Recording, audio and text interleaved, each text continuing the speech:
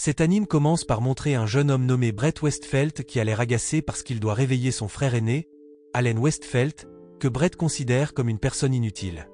Après avoir ouvert la porte de la chambre d'Allen, Brett crie à Allen de se lever immédiatement parce que leur père, Craig Westfeld, l'a appelé. Peu après, Brett descend le couloir suivi par Allen derrière lui. En chemin vers la chambre de Craig, Brett continue de dire qu'Allen n'est qu'un déchet inutile, faisant souffrir Brett d'avoir un frère comme Allen. Pourtant, Brett se sent heureux après avoir entendu la nouvelle que ce jour-là était le dernier jour d'Allen en tant que son frère aîné. Pendant ce temps, Allen, qui entend toutes les plaintes de son petit frère, reste silencieux et ne semble pas se soucier de ce que Brett dit. Quand Allen arrive dans la chambre de Craig, ce dernier commence à exprimer sa déception envers Allen, qui a 15 ans. Mais dont le niveau de pouvoir magique n'a pas du tout progressé et reste au premier niveau. De plus, lors de la précédente cérémonie de bénédiction, Allen n'a reçu aucune bénédiction des dieux, ce qui a embarrassé la famille Westfeld d'avoir un fils comme lui. Considéré comme un échec ayant terni le nom de la famille, Allen est finalement expulsé de la famille Westfeld. Après la réunion, Allen quitte la somptueuse maison de la famille Westfeld, se sentant libre comme s'il l'avait voulu depuis longtemps. Il dit qu'il ne s'attendait pas à faire partie d'une famille noble compliquée, mais maintenant qu'il a été expulsé, il peut chercher la vie qu'il souhaite. Sans hésiter, Allen se dirige vers la frontière et des terres de la famille Westfeld où personne ne le surveillerait, afin de vivre paisiblement. Quand il sent qu'il a marché assez loin à travers la forêt, il décide de se reposer et de profiter de la beauté naturelle qui l'entoure. En même temps, une chevalière nommée Béatrice Alerido combat une créature magique appelée un loup d'argile pour protéger sa maîtresse, Riez Adoastella, qui voyage. Lorsque Béatrice commence à avoir des difficultés contre les loups d'argile attaquants, elle demande à Riez de partir et de trouver un endroit sûr pour se cacher. À ce moment-là, Béatrice veut retenir les loups d'argile aussi longtemps que possible pour garder Riez en sécurité. Bien que la situation devienne dangereuse, Riez refuse de laisser Béatrice seule pour combattre les loups d'argile. De loin, Allen voit Riez et Béatrice entourés par les loups d'argile. Il se demande pourquoi Riez, qui est la première princesse du royaume d'Adoastella, est là sans une garde forte, ayant seulement Béatrice avec elle. Allen se souvient aussi de son passé lorsqu'il a rencontré Riez pour la première fois en tant qu'enfant. À ce moment-là, il assistait à une réunion royale et a entendu quelqu'un se moquer de lui parce qu'il était considéré comme inutile. Allen est resté silencieux en entendant les insultes, mais Riez l'a soudainement défendu et a demandé à la personne qui se moquait de lui de s'excuser. Riez a même dit qu'Allen était une personne formidable. Comme beaucoup de gens le méprisaient souvent, Allen a été assez surpris de voir Riez le défendre. Revenant au présent, Allen aide Riez, qui pleure tristement parce que Béatrice est blessée par une attaque de loup d'argile. Riez appelle le nom d'Allen jusqu'à ce qu'il apparaisse et vainque tous les monstres magiques avec un sort. Riez est émerveillé par l'habileté d'Allen à détruire les loups d'argile. Voyant Béatrice s'affaiblir, Riez la supplie de tenir bon, mais Béatrice ne peut que s'excuser et dit qu'elle doit sa vie à Allen. Après avoir vaincu tous les loups d'argile, Allen s'approche de Riez et Béatrice et lance un sort de lumière guérisseuse, faisant récupérer rapidement Béatrice. À ce moment-là, Béatrice est surprise d'être guérie si rapidement. Béatrice et Riez sont curieuses des pouvoirs magiques d'Allen, mais ils refusent d'expliquer car sa magie est un secret de sa vie précédente. Allen change ensuite de sujet en demandant pourquoi Riez se trouve dans une zone frontalière aussi dangereuse. Riez explique qu'elle a reçu un message de Dieu il y a quelques jours, lui disant d'aller à la frontière et de rencontrer Dieu Cloum. Alors, elle a voyagé vers la frontière pour éviter le malheur, même si elle et Béatrice ont dû affronter les loups d'argile. Riez dit que si Allen n'était pas venu, elle et Béatrice n'auraient probablement pas survécu. Curieuse de savoir pourquoi Allen est à la frontière, Riez le lui demande. Il invite ensuite les filles à continuer leur voyage et à parler en chemin car rester là pourrait attirer plus de monstres magiques. Avec l'aide de sa magie de lumière guérisseuse, Allen répare rapidement la calèche que Riez et Béatrice utilisaient. Les trois continuent ensuite leur voyage en calèche. Là, Allen raconte à Riez qu'il a été expulsé de la famille Westfeld. Riez n'en revient pas que la famille Westfeld puisse être si cruelle. Quelque temps plus tard, ils arrivent dans un village désert. Riez pense que les villageois sont partis à cause d'une attaque de monstres magiques, mais Allen n'est pas d'accord car il ne sent aucun monstre à proximité. Puisque personne n'est là, il décide de continuer à marcher jusqu'au prochain village. Là, il voit un groupe de villageois chasser une femme nommée Akira Kazaragi. Curieux de savoir pourquoi Akira est expulsée, il s'approche d'elle pour lui demander ce qui s'est passé. Quand Akira se présente et explique ce qui s'est passé, ils entendent son ventre gargouiller parce qu'elle a faim. Alors, tous les quatre décident d'aller au plus proche endroit pour manger. Au restaurant, Akira continua son histoire. Elle avait rencontré une petite fille nommée Sarah qui courait seule dans la forêt. Sarah avait dit qu'elle s'était enfuie parce qu'on allait la sacrifier au dragon qui vivait près du village. Lorsqu'Akira a demandé une explication au chef du village, il lui a dit de ne pas se mêler des affaires du village. Cependant, Akira ne pouvait pas laisser la petite fille être sacrifiée et décida de cacher Sarah dans une grotte de la forêt. Akira exprima ensuite son intention de vaincre le dragon pour qu'il ne dérange plus les villageois et ne demande plus de sacrifice. Voyant sa détermination à aider Sarah, Allen et les autres décidèrent d'aider Akira à affronter le dragon.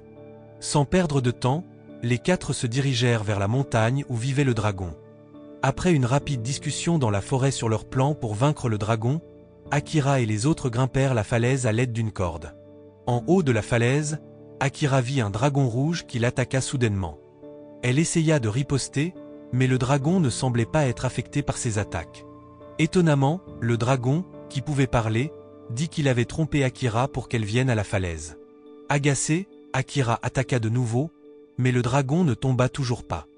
Heureusement, Allen, qui était arrivé en haut, l'aida en coupant les ailes du dragon avec son épée. Cependant, le dragon riposta, mais Allen utilisa un sort pour l'attaquer. Le dragon essaya de s'échapper, mais avec les encouragements de Riez, Allen le poursuivit et le vainquit. Le lendemain matin, Allen se réveilla sous un arbre au son de la voix de Riez le saluant. Il demanda des nouvelles d'Akira et des autres, qui s'entraînaient ensemble au maniement de l'épée. Pendant qu'Allen et Riez discutaient, Akira appela Allen pour s'entraîner avec elle. Après l'entraînement, Akira et Sarah dirent au revoir à Allen, Riez et Béatrice. Là, Riez demanda à Akira de prendre soin de Sarah, qu'il avait sauvée du dragon. Akira promit de veiller sur elle. Pendant ce temps, Craig était dans sa résidence, parlant à quelqu'un nommé Horace via hologramme. Craig était ennuyé parce que le dragon rouge avait été vaincu, ruinant leur plan pour se débarrasser de Riez. Horace soupçonnait que quelqu'un viendrait aider à vaincre le dragon, alors il prévoyait d'utiliser un elfe pour finir Riez et se venger du royaume et des dieux. D'un autre côté, Allen et les autres continuaient leur voyage vers la ville de Granholm. Les amis de Riez là-bas allaient réparer l'épée cassée d'Allen après avoir combattu le dragon rouge. Ce soir-là, ils se reposèrent dans la forêt, où Allen utilisa sa magie pour faire un feu de camp. Riez et Béatrice furent émerveillés par sa magie. Cependant, Riez, qui était fatiguée, s'endormit accidentellement sur les genoux d'Allen. Gênée, elle s'excusa auprès d'Allen, mais il n'en fit pas cas, alors Riez finit par s'endormir sur son épaule. Voyant Riez dormir, Allen se souvint de leur première rencontre quand ils étaient enfants. Le lendemain matin, ils arrivèrent à Granholm et se promenèrent dans le marché animé de la ville. Ils se rendirent chez un ami forgeron de Riez nommé Noël Léonard. À l'intérieur, ils virent des rangées d'épées et d'armes tranchantes fabriquées par Noël. Ils furent surpris de voir Noël allongé sur le sol. Riez se précipita pour la vérifier et découvrit que Noël s'était simplement endormie sur le sol car elle était fatiguée de travailler. Riez expliqua à Allen que Noël ne mangeait, ne buvait, ni ne dormait habituellement lorsqu'elle fabriquait des épées. Peu après, Allen demanda à Noël de l'aider à fabriquer une nouvelle épée car son ancienne était cassée. Au début, Noël refusa, disant qu'elle avait d'autres commandes d'épée à compléter. Mais après qu'Allen lui montra l'épée cassée, Noël changea d'avis et accepta de fabriquer une nouvelle épée pour Allen car son épée était une épée sacrée. Après avoir fini son explication, Noël jeta Allen et les autres hors de la maison, disant qu'elle devait commencer à travailler et qu'elle ne voulait pas être dérangée. Ensuite, Allen et ses amis décidèrent de trouver un endroit où séjourner en ville. Ils ne remarquèrent pas une fille nommée Mylène les observant secrètement, qui alla ensuite faire son rapport à Horace. À une auberge, Riez suggéra à Allen d'aller à la guilde des aventuriers avec Béatrice pour vendre les écailles de dragon qu'il avait obtenues après avoir vaincu le dragon rouge. Là, Riez expliqua que les écailles de dragon sont rares et peuvent généralement être vendues à un prix élevé. Peu après, Allen se rendit à la guilde des aventuriers pour vendre les écailles de dragon. Lorsque le personnel de la guilde vérifia les objets, ils furent surpris de voir les écailles de dragon rouge et allèrent en informer le chef de la branche de la guilde pour les examiner. En attendant, Horace et Mylène approchèrent Allen et lui demandèrent comment il avait obtenu les écailles de dragon. Juste avant qu'Allen puisse expliquer, le personnel de la guilde revint après avoir évalué les écailles. Étrangement, Horace et Mylène partirent en même temps. Plus tard, Allen et les autres retournèrent chez Noël pour récupérer l'épée d'Allen. Ils trouvèrent Noël à nouveau endormi sur le sol. Après que Noël se soit réveillée, elle montra à Allen la nouvelle épée qu'elle avait fabriquée. Allen était heureux car l'épée semblait magnifique. Peu de temps après, Noël invita Allen à se promener dans la forêt pour tester l'épée. En chemin, Noël partagea qu'elle avait été élevée par un nain et qu'elle n'avait jamais connu ses parents. Un jour, la petite Noël fut sauvée par une forgeronne nommée Vanessa, alors Noël finit par vivre avec Vanessa et apprit à devenir forgeronne. Depuis son enfance, Noël voyait souvent Vanessa fabriquer une épée et faire des pauses avant de la terminer. C'est pourquoi elle a la même habitude. Pendant que Noël et Allen marchaient, Horace et Mylène revinrent pour confronter Allen. Avant qu'il ne puisse dire grand-chose, Noël cria à l'aide car un monstre magique l'attaquait. Rapidement, Allen se précipita vers elle et élimina le monstre en utilisant sa nouvelle épée. Allen et Noël continuèrent ensuite à marcher plus loin dans la forêt jusqu'à ce qu'ils trouvent un monstre géant endormi. Là, elle demanda à Allen de tuer le monstre qui avait tué Vanessa. En entendant cela, Allen refusa, disant qu'il n'avait aucune raison de tuer le monstre. Agacé, Noël prit l'épée d'Allen et essaya d'attaquer le monstre. Malheureusement, Noël ne pouvait pas blesser le monstre, qui était un Fenrir, protégé par une puissante magie le rendant immunisé aux attaques en dessous d'un certain niveau. Alors, Allen expliqua que seules les meilleures armes de haute classe, comme les épées sacrées, pouvaient briser cette protection. Noël argumente que l'épée tuelle avait fabriqué épée bien plus puissante qu'une épée sacrée. Malgré cela, Allen choisit de quitter la forêt et de retourner à l'auberge. Après avoir rencontré Riez et Béatrice, Allen leur parla du monstre Fenrir dans la forêt. En entendant cela, Riez soupçonna que la présence de Fenrir était liée au meurtre du plus puissant général, Cyril, il y a 3 mois. Malheureusement, le meurtrier est encore inconnu et beaucoup de gens pensent que Cyril a été tué par un démon. À ce moment-là, Allen sentit que le meurtre n'avait pas été commis par un démon, mais Béatrice mentionna que certaines personnes dans le royaume travaillaient avec les démons. Allen leur raconta alors sa rencontre précédente avec Horace et Mylène, ce qui surprit Riez et Béatrice. Pendant ce temps, Mylène, qui avait vu comment Allen avait vaincu les monstres dans la forêt, en fit rapport à Horace. Puis, Horace ordonna à Mylène de tuer Riez immédiatement. À ce moment-là, Mylène fut choquée par l'ordre, mais Horace insista pour qu'elle l'exécute. Au même moment, Noël travaillait encore à réparer l'épée incomplète d'Allen. Épuisée, elle s'endormit. Dans son rêve, elle vit Vanessa être attaquée par le monstre Fenrir jusqu'à ce qu'Allen apparaisse soudainement et attaque le monstre. Grâce à l'attaque d'Allen, Fenrir s'enfuit. Là, Noël pleura en voyant Vanessa impuissante et se réveilla de son rêve, puis continua de travailler pour compléter l'épée d'Allen. Quelques instants plus tard, Noël, qui avait terminé l'épée d'Allen, se rendit seul dans la forêt pour affronter le monstre Fenrir. Alors que Noël s'approchait, le Fenrir endormi se réveilla soudainement et la jeta au loin lorsqu'elle essaya d'attaquer. Au même moment, Horace apparut et demanda si Noël était une elfe vivant avec les nains. Ignorant la question, Noël accusa Horace d'avoir causé la mort de Vanessa et essaya d'attaquer à nouveau Fenrir, mais fut facilement rejeté. Horace demanda alors à Noël de devenir son subordonné parce qu'elle avait le pouvoir de l'empereur des fées. Il essaya même de la persuader en lui promettant qu'elle serait comme Mylène si elle le rejoignait. Cependant, Noël refusa, disant qu'elle préférait mourir plutôt que de devenir l'esclave d'Horace. À cause de cela, Horace ordonna à Fenrir d'attaquer Noël, mais Allen arriva juste à temps pour la sauver. Pendant ce temps, Mylène essaya d'attaquer Riez, mais Béatrice l'arrêta. Utilisant ses compétences d'épée, Béatrice parvint à paralyser Mylène.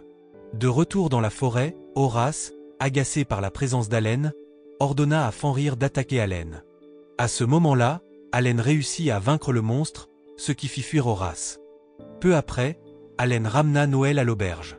À leur arrivée, Allen et Noël virent Mylène attachée à une chaise par Riez et Béatrice. Là, Noël demanda pourquoi Mylène les avait attaqués, mais Mylène resta silencieuse. Riez, cependant, croyait que Mylène était une bonne personne et n'essaierait pas de la tuer sans raison. Mylène révéla alors qu'elle n'avait pas de maison parce que quelqu'un l'avait brûlée. En entendant cela, Noël se souvint de la façon dont Vanessa l'avait sauvée par le passé. Ému par ce souvenir, Noël détacha Mylène, surprenant Riez et les autres. Noël dit qu'elle voulait s'occuper de Mylène, tout comme Vanessa s'était occupée d'elle. Peu de temps après, Mylène commença à pleurer, reconnaissante que quelqu'un se soucie encore d'elle. Après cela, Allen alla seule dans un endroit tranquille pour pratiquer ses compétences à l'épée. Pendant ce temps, Horace, qui rencontrait une figure démoniaque, alla voir Craig et Brett. Le démon rapporta qu'il avait accompli l'ordre de Craig, mais Brett doutait encore de la force du démon. Cela mit en colère le démon, qui promit de finir Riez et Noël. Brett dit qu'il s'occuperait de l'archevêque du royaume. Passons à l'enfance de Riez. Elle se trouvait dans une calèche avec son oncle, Alfred Baverstam. En chemin, ils furent attaqués par un monstre. Alfred demanda à Riez de rester dans la calèche pendant qu'il combattait le monstre. Malheureusement, il choisit d'entraîner le monstre avec lui dans un abîme pour protéger Riez. Revenons au présent, Allen et ses amis se promenaient dans le village et virent de nombreux habitants préparer le festival de l'accueil des esprits, qui avait lieu une fois par an. Les villageois expliquèrent que pendant le festival, tout le monde portait des costumes et dansait ensemble. Allen demanda alors s'il connaissait quelqu'un en armure argentée, mais les villageois répondirent que non. Ils se rendirent donc chez Noël pour lui poser la question. Mais Noël leur raconta une histoire d'un village voisin concernant le meurtre d'un général. L'esprit du général était devenu un fantôme royal, tenant rancune contre la famille royale. Ce fantôme, vêtu d'une armure argentée tachée de sang, était souvent vu la nuit. Pendant ce temps, Béatrice, qui avait peur des fantômes, criait hystériquement en entendant l'histoire. Riez suggéra alors d'aller à l'endroit où le fantôme était souvent vu.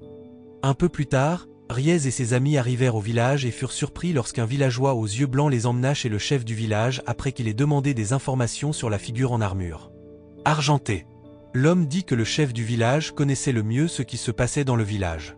Curieux, Allen demanda ce que l'homme faisait au cimetière, et l'homme répondit qu'il ne faisait que passer. Peu après, l'homme partit et Allen et les autres rencontrèrent le chef du village. Lorsque le chef du village apprit pourquoi Allen et ses amis étaient venus, il expliqua que leur village était loin de la ville. Il ne connaissait donc pas l'histoire de la figure en armure argentée. Comme il commençait à faire nuit, le chef du village les invita à passer la nuit et à assister au festival le lendemain.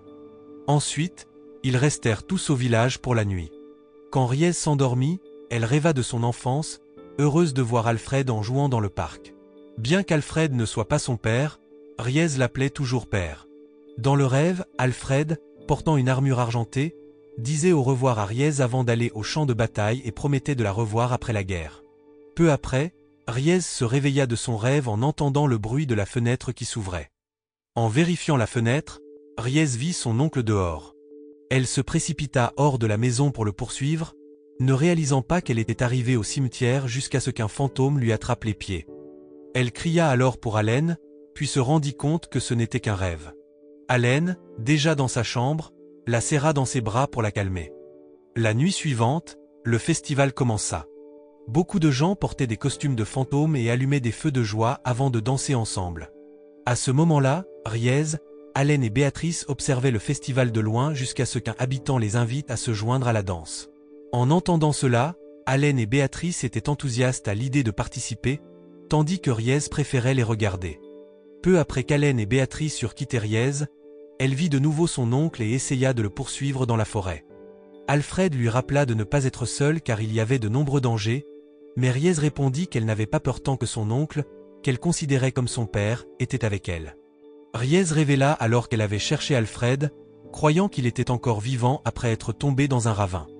En entendant cela, Alfred révéla qu'il pouvait aussi être un danger pour Riez, surtout depuis qu'il avouait avoir une rancune contre la famille royale. La famille royale ciblait toujours les personnes ayant des dons comme lui et Riez, les considérant dangereuses en raison de leur pouvoir extraordinaire. Peu après, Alfred invita Riez à le rejoindre pour vaincre le royaume. Malheureusement, elle désapprouva son plan de vengeance. Alfred, agacé, attaqua soudainement Riez, mais heureusement, Allen vint la protéger. Allen réalisa que la figure qu'il affrontait était l'esprit d'Alfred, qui était mort, contrôlé par un démon. Peu après, Allen et Alfred se battirent en duel, et il réussit à vaincre Alfred. Avant de disparaître, Alfred dit au revoir à Riez et demanda à Allen de prendre soin d'elle. Sous la pluie battante, Riez pleura le départ de son oncle. Plus tard, le chef du village approcha Allen, qui était dans la tour, et lui demanda quand il avait réalisé que le village était contrôlé par des démons. Allen répondit qu'il l'avait su dès le début, que les villageois étaient des morts-vivants contrôlés par le chef du village. En entendant cela, le chef du village ordonna aux villageois qu'il contrôlait d'attaquer Allen. Utilisant sa magie, il élimina tous les fantômes qui l'attaquaient. À la résidence Westfeld, via un message holographique, le démon rapporta son échec à Craig et Brett, ce qui agaça Brett. Mais là, Craig essaya de calmer son fils. Le lendemain matin, Riez, Allen et Béatrice quittèrent le village fantôme en calèche. En chemin, Allen regarda la pierre qu'il avait obtenue en combattant les fantômes du village la nuit précédente et se demanda pourquoi la pierre, qui stockait le pouvoir de Brett, était à l'intérieur des fantômes. Pendant ce temps, Riez reçut des nouvelles de ses soldats via un message holographique que Cyril était retourné au royaume, même si le général avait été précédemment signalé comme tué. Flashback au passé, le jeune Allen semblait triste lors des funérailles de sa mère. Sa mère l'avait toujours défendu contre Craig. Dès le début, Craig considérait à la fois Allen et Brett comme des déceptions. Revenons au présent, Allen se réveilla en colère en réalisant que sa famille avait l'intention de nuire à Riez en collaborant avec le diable. Allen alla alors rencontrer Craig et l'interrogea sur les raisons pour lesquelles lui et Brett voulaient se débarrasser de Riez. Craig rit à la question d'Allen et expliqua qu'il voulait se venger du royaume d'Adoastella et des dieux, car il croyait être le seul digne de diriger le royaume. Pendant ce temps, les habitants d'Adoastella discutaient des rumeurs sur le retour de Cyril, bien qu'il ait été précédemment annoncé mort. Les chevaliers royaux nommés Edward et Clark se promenaient également dans la ville et discutaient de ces rumeurs. À un moment donné, Edward conseilla à Clark d'être toujours vigilant car le retour de Cyril pourrait ne pas être une bonne nouvelle pour le royaume. Lorsqu'ils arrivèrent dans une ruelle étroite, l'archevêque apparut soudainement devant eux, ce qui intrigua Edward sur sa présence sans garde royale. Sans répondre à la question, l'archevêque invita Edward à discuter, et Edward quitta à contre-séure Clark. Arrivé dans un bâtiment vide, Edward fut de plus en plus surpris de la raison pour laquelle l'archevêque l'avait emmené là. Soudain, Craig apparut et attaqua Edward, révélant que l'archevêque était entièrement du côté de Craig. Edward réalisa qu'il avait été piégé par l'archevêque pour que Craig puisse se débarrasser de lui. Pendant ce temps, Brett, voyageant en calèche, se souvenait de son enfance avec Allen juste après la perte de leur mère. Brett pleura la mort de leur mère, et Allen essaya de réconforter son jeune frère. Ensuite, Brett demanda s'il était un échec comme le disait Craig. Allen rassura Brett en lui disant qu'il n'était pas un échec et que chacun a ses propres qualités spéciales. Plus tard, Brett améliora ses compétences en magie et monta en niveau avant Allen. À cause de cela, Craig considérait Allen comme un échec pour ne pas maîtriser la magie aussi rapidement que Brett. À cette époque, Brett, voyant son frère aîné humilié par Craig, fut agacé qu'Allen reste silencieux et ne riposte pas. Fâché, Brett choisit de quitter Allen. Dans le présent, Brett, toujours dans la calèche, fut approché par une figure démoniaque avec qui il avait fait un pacte. Pendant leur conversation, Brett révéla qu'il avait utilisé l'archevêque pour attirer Edward, un chevalier réputé difficile à vaincre. Brett était confiant que leur plan de se venger du royaume et des dieux réussirait. Peu après, une autre figure démoniaque apparut et offrit à Brett un grand pouvoir pour combattre les puissants chevaliers royaux. Le démon avertit que si Brett échouait à vaincre le chevalier, il serait puni. Confiant, il accepta l'offre, affirmant qu'il ne faillirait pas. Dans la ville, Akira est vue promenant Sarah quand elles sont arrêtées par deux figures démoniaques. Les démons attaquent Sarah et lui donnent un sceau magique, expliquant que tous les résidents ont un sceau magique qui peut les faire exploser. En entendant cela, Sarah, ne voulant pas qu'Akira soit blessée, essaie de s'éloigner, mais Akira la serre dans ses bras et dit qu'un soldat ne fuit jamais. Pendant ce temps, Clark et plusieurs soldats royaux marchent dans une ruelle, où il exprime son inquiétude pour Edward, qui est parti avec un archevêque suspect. Peu de temps après, le groupe de Clark est confronté à une figure démoniaque qui leur dit que l'archevêque a expliqué aux résidents comment les dieux les ont rendus esclaves. L'archevêque a invité les citoyens à se libérer des dieux. Puis, Brett est apparu et a invoqué un grand monstre de pierre magique en utilisant sa magie de marionnette pour le contrôler. L'archevêque a dit que le pouvoir de marionnette de Brett mènerait tout le monde vers une nouvelle ère plus brillante. Une figure démoniaque est alors apparue, choquant et effrayant tous les résidents. Mais Brett les a rassurés en disant qu'il avait collaboré avec les démons pour créer un royaume libéré des dieux. Pendant ce temps, Craig se bat toujours avec Edward, qui a du mal car Craig a augmenté sa force. Malgré cela, il ne renonce pas et continue de lutter contre Craig. De retour à Clark, même si le démon a essayé de l'influencer pour rejoindre le groupe de Brett, Clark a refusé, disant qu'il était un chevalier qui devait protéger le royaume des mauvaises personnes. Cependant, le démon, furieux de cela, a attaqué Clark et ses troupes. Au même moment, Béatrice est arrivée pour aider Clark et les autres. Pendant ce temps, Craig venait de maîtriser Edward lorsqu'une figure en robe noire, que Craig pensait être un démon, est apparue. À sa grande surprise, c'était Akira, qui venait aider Edward, son oncle, à combattre Craig. En ville, Brett profitait du succès de son plan alors que de nombreux résidents commençaient à croire à ses mensonges. Mais il a été choqué lorsqu'Allen et une figure en robe jaune sont apparus. Brett s'est irrité, surtout quand Allen a dévoilé ses intentions maléfiques en diffusant un hologramme connecté à Béatrice. Dans l'hologramme, la conversation entre Béatrice et le démon révélait les crimes de Brett et Craig, qui avaient collaboré avec le démon pour tuer Riez et tous ceux ayant des dons dans le royaume. Ennuyé par Allen, Brett a accidentellement avoué ses plans, choquant tous les résidents et confirmant que les conversations enregistrées sur l'hologramme étaient vraies. Au même moment, Riez, cachée sous une robe jaune, se révéla pour que Brett puisse voir qu'elle était toujours en vie. Les résidents réalisèrent que Brett avait prévu de la tuer. Calmement, Riez confirma cela, aidant les résidents à comprendre qu'il avait été manipulé par Brett. Avec son plan exposé, Brett utilisa la corde magique de marionnette pour contrôler des soldats afin d'attaquer Allen. Rapidement, Allen détruisit la corde magique, contrariant Brett, qui invoqua ensuite un autre monstre magique pour détruire la ville.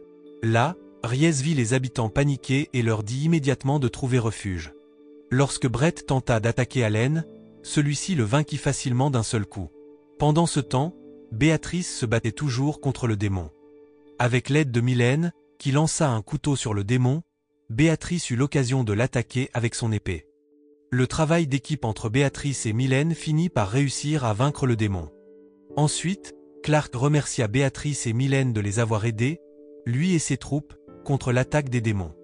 Il les informa également que des démons attaquaient plusieurs endroits dans la capitale. Là, Béatrice demanda à Clark et à ses troupes d'agir rapidement pour arrêter le chaos. Heureusement, Noël arriva avec diverses armes qu'elle avait fabriquées, que Clark et les soldats pouvaient utiliser pour combattre les démons. Passant à Akira et Edward, ils essayaient toujours de combattre Craig, qui commençait à révéler son don de magie appelé Undertaker, un pouvoir pour voir l'avenir. Là, Craig admit qu'il était en colère contre les dieux de ne pas avoir sauvé sa femme Marielle de la mort. Il fut encore plus déçu des dieux lorsqu'il découvrit que son fils n'avait pas reçu de don de magie comme les autres enfants, ce qui le poussa à envisager d'éliminer tous ceux qui avaient un don. À mesure que le pouvoir de Craig devenait plus fort, Akira se prépara à lancer un sort magique pour combattre son pouvoir sombre. Malheureusement, la force de Craig était bien supérieure, projetant Akira contre un mur. Edward tenta alors de faire réaliser à Craig que le pouvoir qu'il utilisait était celui du démon, mais Craig s'en moquait et attaqua Edward, tuant le chevalier royal. Akira était dévasté de voir son oncle mourir aux mains de Craig. Juste au moment où Craig s'apprêtait à attaquer Akira, Allen vint à son secours et tenta de briser le pouvoir sombre de Craig, qui commençait à obscurcir le ciel. Sans réfléchir, Allen attaqua à nouveau Craig avec sa magie jusqu'à ce qu'il parvienne à vaincre son père. Après avoir sauvé le royaume d'Adoastella, Allen rencontra le roi, qui lui offrit le titre de duc de la famille Westphelt. Cependant, Allen refusa le titre car il voulait simplement vivre librement, comme il l'avait rêvé depuis sa vie précédente. Après avoir quitté le palais, Allen rencontra Mylène et Noël et discuta de son éventuel retour à Granholm. En pleine conversation, Riez arriva soudain et prit Allen par la main, l'invitant à aller à Granholm. Dans l'empire de Victour, une noble nommée Henriette Linguiste marmonna, se demandant pourquoi elle devait être réincarnée. Revenant à la vie précédente d'Henriette, elle pleurait et s'excusait auprès d'Allen, qui était sur le point de mourir. Elle révéla qu'Allen était le héros qu'elle avait attendu. C'était inattendu, un rêve qu'Allen n'avait pas fait depuis longtemps. Peu après, Allen sortit de sa chambre et déjeuna avec Riez, Noël et Mylène. Pendant leur conversation, une employée de la guilde des aventuriers nommée Nadia arriva avec une pile de dossiers pour Allen à traiter. Elle prit la main d'Allen pour l'emmener au siège de la guilde des aventuriers. Noël vit cela et arrêta Nadia, disant qu'Allen devait tester l'épée avec elle. À ce moment-là, Riez et Mylène ne voulaient pas être exclus et essayèrent également de partir avec Allen. Un peu plus tard, Allen réussit enfin à se libérer de toutes les filles qui se battaient pour lui et s'allongea dans l'herbe, admirant la beauté du ciel. Après s'être reposé, Allen se réunit avec Riez et les autres pour annoncer qu'il prévoyait de voyager jusqu'à l'Empire de Victour pour trouver un endroit confortable où vivre. Entendant cela, Noël et Mylène étaient enthousiastes à l'idée de se joindre à lui. Pendant ce temps, Riez, qui avait des devoirs royaux à Granholm, décida de confier toutes ses responsabilités à Béatrice pour pouvoir venir avec Allen. Peu après, les 4 partirent en carriole tirée par des chevaux pour l'Empire de Victour, laissant Béatrice s'occuper des affaires à Granholm. En chemin, Noël râla car la route était raide. Leur carriole s'arrêta soudain quand Allen vit un groupe de loups des sables bloquer le chemin. Là, Allen vainquit facilement les créatures magiques avec son épée, et ils poursuivirent leur voyage. Arrivés dans l'Empire de Victour, Allen et les autres traversèrent la ville animée. Allen heurta accidentellement Henriette, une fille qu'il avait connue dans sa vie précédente. Ils se saluèrent et Henriette, reconnaissant Riez comme la princesse du royaume d'Adoastella, demanda pourquoi ils étaient dans l'Empire de Victour. Avant qu'Allen et les autres ne puissent expliquer, Henriette les mit en garde de quitter immédiatement l'Empire car l'unité la plus redoutée, l'escadron du Loup Noir, avait été déployée pour arrêter toute personne suspecte. Après s'être excusée, Allen poursuivit soudainement Henriette pour savoir si elle donnait l'avertissement en tant que fille impériale ou en tant que disciple d'un dieu. Allen savait qu'Henriette était la réincarnation d'une femme qu'il avait connue dans sa vie précédente. Lorsqu'il lui demanda comment elle avait pu être réincarnée, Henriette admit que c'était le destin d'Allen qui l'avait attirée à renaître. Peu après, Henriette demanda instamment à Allen de quitter immédiatement l'Empire. Soudain, une explosion retentit et un homme soupçonné d'en être responsable courut vers Allen. La Allen tented de el Le capitaine du Loup Noir, Lisette, s'approcha d'Allen pour lui demander ce qui s'était passé. Allen expliqua alors qu'il se défendait seulement lorsque l'homme faillit le frapper. Malheureusement, Lisette ne crut pas Allen et l'accusa d'être du côté du diable. Grâce au pouvoir de Mylène, Allen disparut de la vue de Lisette, qui ordonna à ses troupes de fermer toutes les sorties de l'Empire. Pendant ce temps, dans un passage caché, Allen remercia Mylène de l'avoir sauvé de Lisette. Peu après, Riez et Noël arrivèrent avec Henriette, qui les informa que les entrées de l'Empire avaient été fermées. Henriette les invita alors à se cacher chez elle pendant un moment.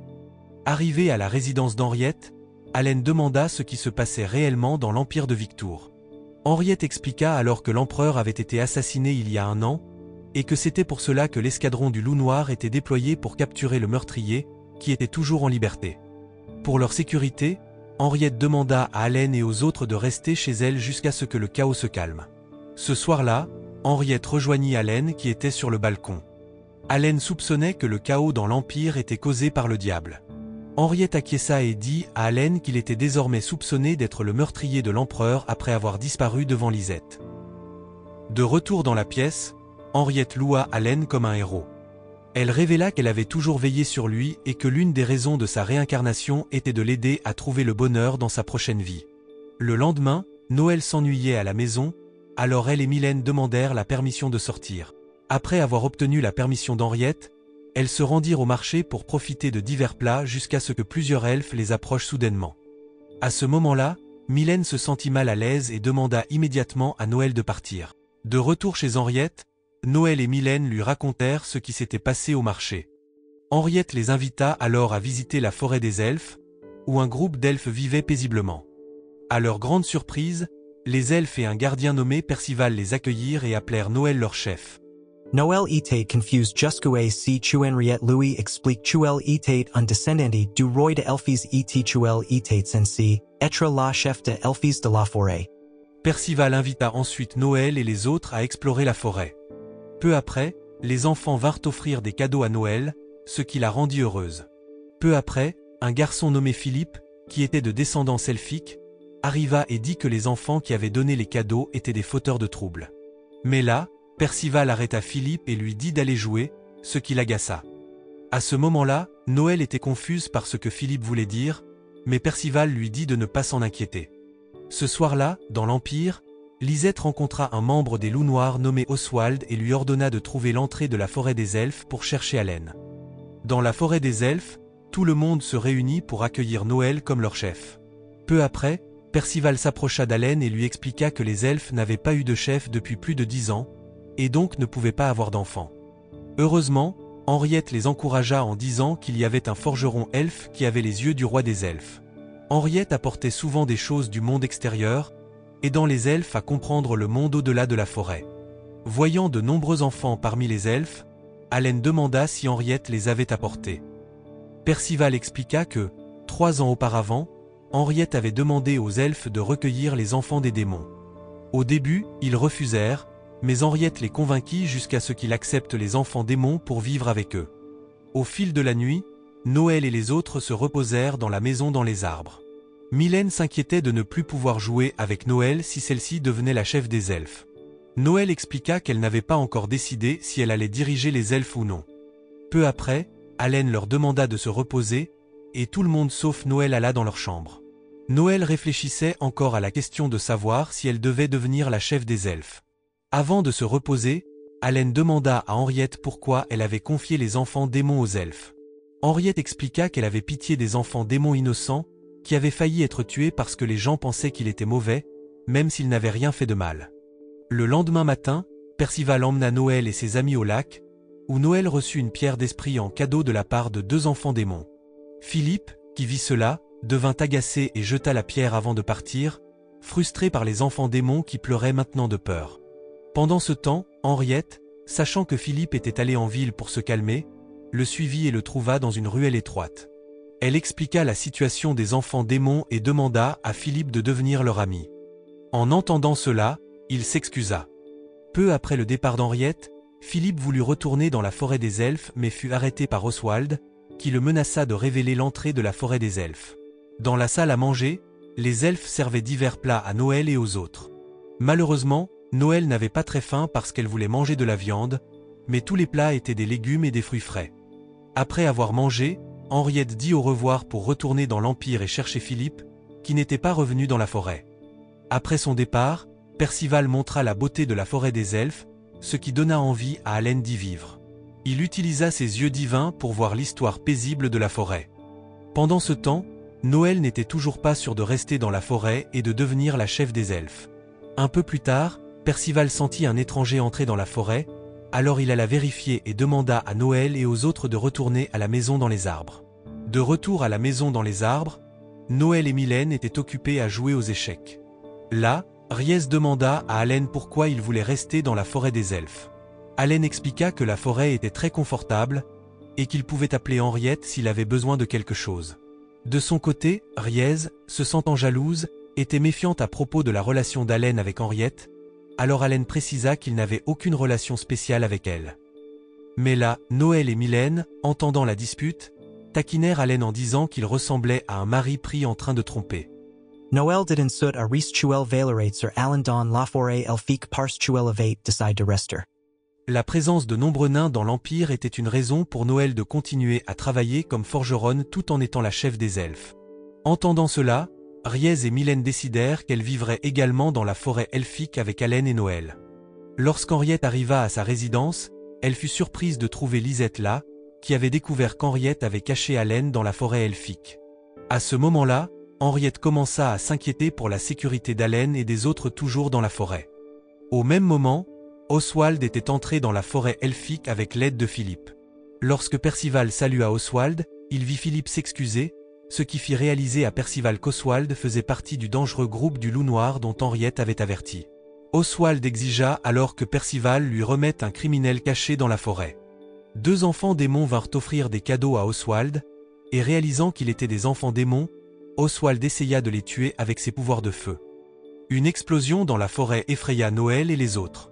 Voyant la pierre spirituelle donnée par les enfants démons briller, Noël réalisa que les enfants étaient en danger, alors elle et Mylène se précipitèrent pour les sauver. Pendant ce temps, Allen était confus de savoir s'il devait aider, car il voulait éviter les actes héroïques qu'il faisait souvent dans sa vie précédente. De retour dans la forêt, les 2 enfants démons furent sauvés après que Percival les eut protégés avec ses pouvoirs. Mais alors, Oswald, contrarié, attaqua Percival et s'apprêtait à tuer les enfants lorsque Noël et Mylène intervinrent, ce qui rendit Oswald encore plus en colère. Peu après, il attaqua les filles, et voyant cela, Percival tira son épée pour combattre Oswald mais fut rapidement dominé. Juste au moment où Oswald allait achever Percival, Allen arriva pour l'arrêter. Utilisant sa force, Allen battit Oswald et l'assomma. Quelques instants plus tard, Riez rejoignit les autres et utilisa ses pouvoirs pour guérir Philippe et tous ceux qui étaient blessés. Après la guérison, Philippe, qui avait accepté les enfants démons, fut vu en train de jouer avec eux. Pendant ce temps, Mylène, voyant Oswald gisant impuissant, demanda ce qu'il devrait faire de lui. Alors qu'il était confus, Henriette arriva soudainement et dit qu'elle s'en chargerait. Elle demanda également à Haleine et aux autres de quitter immédiatement l'Empire car les portes avaient été ouvertes. Entendant cela, Haleine et les autres, y compris Noël, décidèrent de quitter la forêt elfique. Bien qu'il soit triste, Percival dit qu'il attendrait le retour de Noël dans la forêt après avoir réalisé son rêve. Pendant qu'Haleine et les autres faisaient leurs bagages pour partir, un jeune homme nommé Curtis, prétendant être le frère cadet d'Henriette, leur demanda de l'aide car Henriette avait été capturée par les chevaliers du Loup Noir. Peu après, ils se rendirent dans un restaurant voisin où Curtis leur expliqua qu'Henriette était emmenée à la capitale impériale pour être punie pour le meurtre présumé de l'empereur. À ce moment-là, Noël et les autres furent surpris car Henriette, connue comme une bonne noble, avait été arrêtée. Curtis expliqua que la gentillesse d'Henriette lui avait attiré de nombreux ennemis qui voulaient s'en débarrasser. C'est pourquoi Curtis demanda à Haleine et aux autres de l'aider à sauver Henriette. Après la réunion, Haleine et ses amis soupçonnèrent que Curtis pourrait les manipuler, car ils savaient qu'Henriette était fille unique. Malgré cela, Haleine pensa qu'il devrait suivre le plan de Curtis pour voir si c'était vrai. Pendant ce temps, Henriette était menottée dans une voiture tirée par des chevaux en direction de la capitale impériale. À ce moment-là, Lisette était également dans la voiture pour empêcher Henriette de s'échapper. Alors, Henriette rappela à Lisette de tenir sa promesse de libérer Haleine et les autres puisqu'elle avait accepté de porter le blâme pour la mort de l'empereur. Si Lisette rompait cette promesse, Henriette la menaça de la tuer. Peu après, Haleine et ses amis retrouvèrent Curtis, qui avait préparé une voiture tirée par des chevaux pour les emmener à la capitale impériale. Là, Haleine demanda qui était la personne en armure à côté de Curtis, et Curtis expliqua que cette personne était son compagnon de confiance qui les accompagnerait. Curtis assura à Haleine et aux autres de ne pas s'inquiéter de cette personne. Peu après, ils commencèrent tout leur voyage vers la capitale impériale. Curieux de l'identité de Curtis, Haleine demanda qui il était vraiment et comment il savait qu'il était ami d'Henriette. Curtis expliqua qu'il était le cousin d'Henriette et la considérait comme sa grande sœur. Henriette était la seule personne qui voulait traîner avec lui, même si de nombreux membres de la famille linguiste l'avaient évité car il n'avait aucun talent. Finalement, les parents de Curtis lui avaient interdit de se rapprocher d'Henriette, donc il ne pouvait que l'observer de loin. Il le fait encore, c'est ainsi qu'il sait qu'Henriette est amie avec Haleine et les autres. Le soir venu, la voiture tirée par des chevaux transportant Henriette s'arrêta pour se reposer.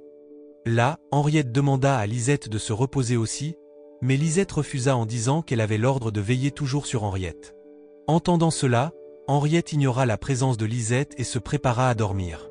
Au fond d'elle-même, Henriette se sentait heureuse de pouvoir protéger Haleine, même si elle devait se sacrifier. Le lendemain, le groupe d'Haleine arriva à la porte impériale, mais il ne pouvait pas passer car les chevaliers du Loup Noir la gardaient.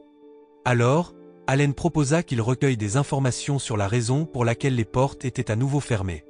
Curtis accepta mais demanda à Noël et à Mylène de ne pas se promener en ville à la recherche d'informations car des elfes comme elles attireraient facilement l'attention.